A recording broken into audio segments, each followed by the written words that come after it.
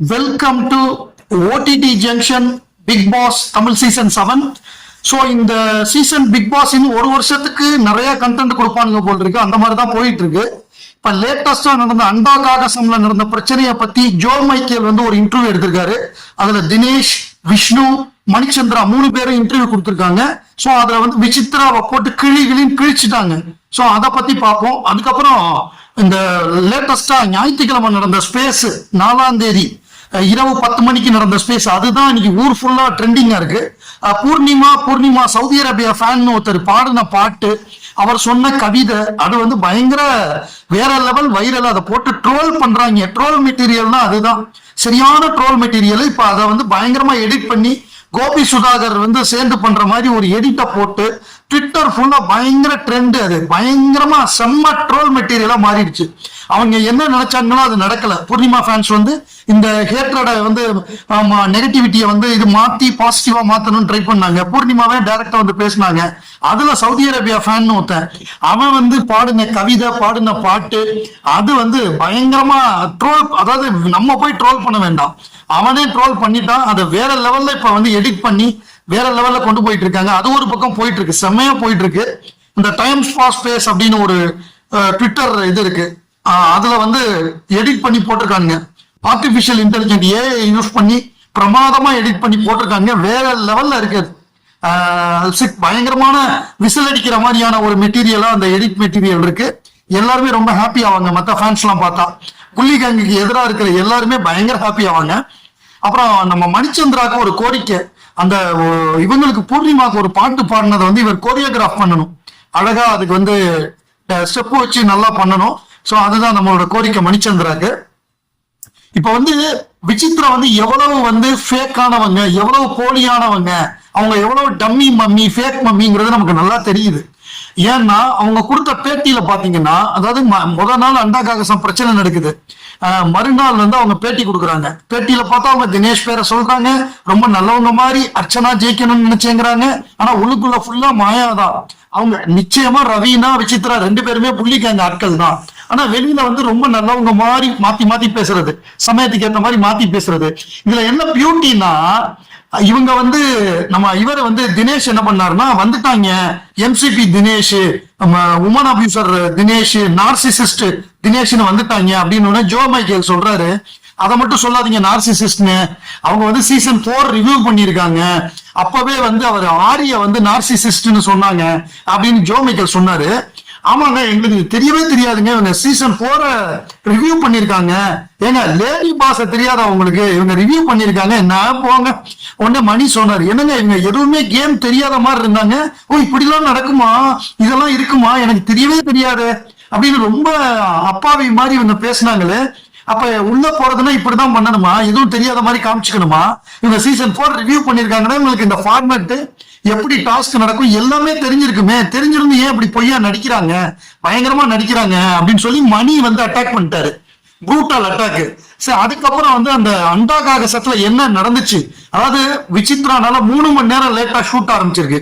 முதல்ல என்ன பண்ணிருக்காங்கன்னா 2 டீமா வந்துட்டாங்க. ஒரு டீம் வந்து என்னன்னா இவங்க அக்ஷயா, அனன்யா, விசித்ரா 3 பேரும் ஒரு டீம்னு சொல்லியாச்சு.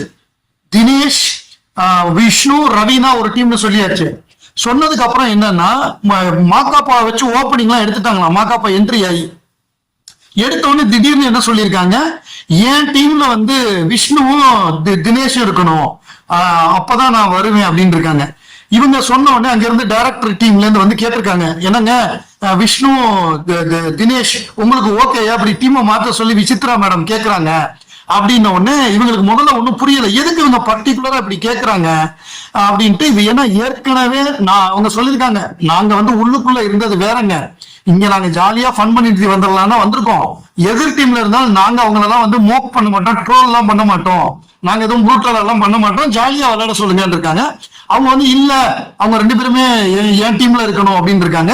அப்பதான் தினேஷ்க்கு தோணி இருக்கு, இவங்க உள்ளுக்குள்ளேயும் நம்மளை பத்தி பர்சனலாவும் தப்பா பேசியிருக்காங்க, வெளியில போயும் சில விஷயங்களை நான் பார்த்தேன் தப்பா பேசியிருக்காங்க, இது எனக்கு ரொம்ப சரியா படல, அவங்களோட கூட நிக்கிறத என் ஃபேன்ஸ் விரும்ப மாட்டாங்க, அதனால நான் வேண்டாம் அப்படிங்கிற மாதிரி அவர் சொல்லியிருக்காரு.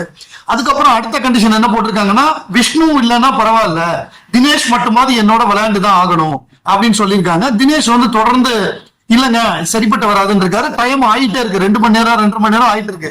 ஷூட்டிங் நடந்தது 1 மணி நேரம் தான், ஆனா 3 மணி நேரம் இந்த பிரச்சனை எல்லாம் ஓடி இருக்கு, எல்லாம் வெளியில நிக்கிறாங்க. சோ அப்ப என்னன்னா வேற ஒருத்தர் இது சேனலுக்கே சம்பந்தம் இல்லாத ஒருத்தர் போன் பண்ணியிருக்காரு.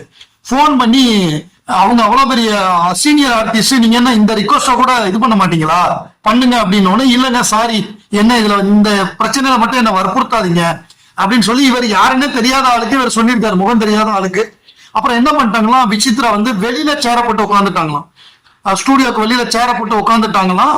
ஒரு கட்டத்துக்கு மேல இதுதாங்க அவங்க முடியாதுங்கிறாங்க, நீங்க ஜாலி கேம் தானே, எந்த டீமா இருந்தானே விளையாடுங்கன்னு சொல்லியிருக்காங்க, இது ஒரு ஃபன் கேம் தானேன்னு. ஒண்ணு இல்ல முடியாது, நான் வாக் அவுட் பண்றேன் அப்படின்னு சொல்லி வாக் அவுட் பண்ணிட்டு போயிட்டாங்க. இதுல என்ன சுவாரஸ்யமான விஷயம்னா, அதாவது இதுல வந்து முதல் ரவுண்டு 2வது ரவுண்டு விளையாண்டு பிரேக் விட்டுருக்காங்க. அதாவது அந்த இந்த பொண்ணு வந்துச்சுல, யுஎஸ்ஏ ஆன்டியோட பொண்ணு ஸ்ரீனிஷா, அந்த பொண்ணை வந்து விஷ்ணு, ரவீனா, ஸ்ரீனிஷா ஒரு டீமாவும், அனன்யா, அக்ஷயா, தினேஷ் ஒரு டீமாவும் பிரிச்சு போட்டு இவங்க 2 ரவுண்டு விளையாண்டாங்க. 2 ரவுண்டு விளையாண்டு ஒரு பிரேக் விட்டுருக்காங்க. அந்த பிரேக்ல பார்த்தா ட்விட்டர்ல மெசேஜ் வருது, அது மாதிரி ஒயில்டு கார்டுல உள்ள வந்த ஒருத்தர் விசித்ராவை மார்க் பண்ணிட்டாரு, அவங்கள ட்ரோல் பண்ணிட்டாரு, அவங்க கோச் கிட்ட வெளியில போயிட்டாங்கிற மாதிரி பொய்யான தகவல் வெளியில பரவி இருக்கு. இந்த பொய்யான தகவல் வெளியில பரவின உடனே woman abuser Dinesh, MCP Dinesh, male chauvinist big Dinesh அப்படின்னு கிளம்பி வந்துட்டாங்களாம். சோ அவர் என்ன சொல்றாரு, அவங்களோட பிஆர் யூஸ் பண்ணி தான் இது பண்ணிருக்காங்க. சரி, பிஆர்ங்கிறது தப்பான வார்த்தைன்னா, அவங்களோட நலம் விரும்பிகளை வச்சு இந்த செய்தியை மீடியால ஃபுல்லா கசிய விட்டுருக்காங்க. கசிய விட்டு என்ன அட்டாக் பண்ண வச்சிருக்காங்க. உள்ள நடந்தது அவங்க போட்ட கண்டிஷனு, அவங்க தான் கண்டிஷன் போட்டாங்க, இப்படி இருந்தாதான் நான் இருப்பேன் இல்லைன்னா கிளம்பிடுவேன்னு. இவர் விஷ்ணுவாது ஹலோ மேடம், குட் மார்னிங் மேடம்னு அவர்கிட்ட போய் பேசினாரு. நான் பேசவே இல்லை, நான் ஃப்ளோர்ல இருந்தேன், அவங்கள நான் நேர்ல கூட கிட்டக்க கூட பார்க்கல. அப்படி இருக்கிறப்ப அவங்க என் மேல இப்படி பண்றது வந்து எனக்கு தப்பா இருக்கு அப்படின்னு சொல்லி இவர் நம்ம தினேஷ் வந்து தன்னுடைய வருத்தத்தை வெளிப்படுத்தினாரு. நம்ம அர்ச்சனா ஃபேன்ஸ் கேட்கிற கேள்வி எல்லாமே, எப்பங்க அர்ச்சனா பாடுன அந்த டாக்ஸிக் காதல் சாங் ரிலீஸ் ஆகும், எப்ப டிமாண்டி காலனி 2 ரிலீஸ் ஆகும், இப்படிங்கிற கேள்வியை தான் கேட்டுட்டு இருக்காங்க.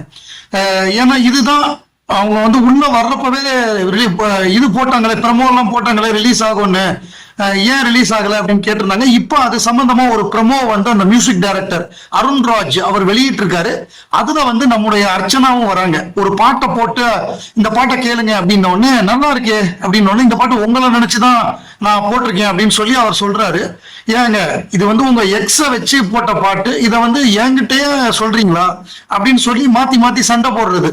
அதாவது இந்த டாக்ஸிக் காதல் அப்படிங்கிற அந்த டைட்டிலுக்கு ஏற்ற மாதிரி எப்படி நடந்துக்குவாங்க, எப்படி வந்து பாடாப்படுத்துவாங்க அப்படிங்கிறத வந்து அந்த ப்ரமோ மூலமா சொல்லியிருக்காரு. அப்புறம் கடைசியா அந்த டாக்ஸிக் காதல் வேண்டாம் அப்படிங்கிற அந்த வரி வருது, கம்மிங் சூன் அப்படின்னு போடுறாங்க. ஸோ வெகு விரைவில் February 14 அன்னைக்கு வெளியிடுவாங்கன்னு நினைக்கிறேன். February 14 லவ்வர்ஸ் டேங்கிறதுனால, வேலண்டைன்ஸ் டேங்கிறதுனால இந்த டாக்ஸிக் காதல் வேண்டாம் அப்படிங்கிற அந்த ஆல்பம், நம்முடைய அர்ச்சனா அவர்கள் பாடின ஆல்பம் ரிலீஸ் ஆகும்னு நினைக்கிறேன். ஸோ நம்ம ரசிகர்களுக்கு கொண்டாட்டம் தான்.